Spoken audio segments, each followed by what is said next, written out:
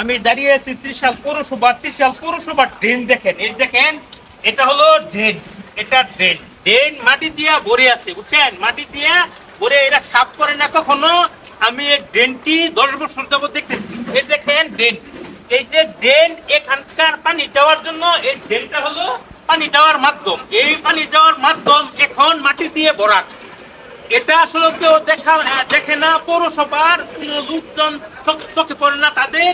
এর ড্রেন এখন মাটি দিয়ে ঢাকা, দেখতে পাচ্ছেন, এই যে ময়লা স্তূপ, জলাবদ্ধতা, এই বৃষ্টির সময় এখানে জলাবদ্ধতা হয়, এই ড্রেন এখন মাটি দিয়ে ঢাকা।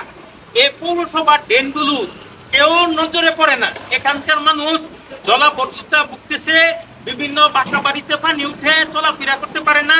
এই ড্রেন অনেক জায়গা নেই, আর যে জায়গা আছে এই ড্রেন এখন মাটি দিয়ে ঢাকা, তাদের পানি চলাফেরা করতে পারে না। পৌরসভা ত্রিশালের যে এলাকাবাসীর দুর্যোগ, এই বিষয়টি আপনাদেরকে দেখালাম। এই দেখেন ড্রেন এখন মাটি দিয়ে ঢাকা।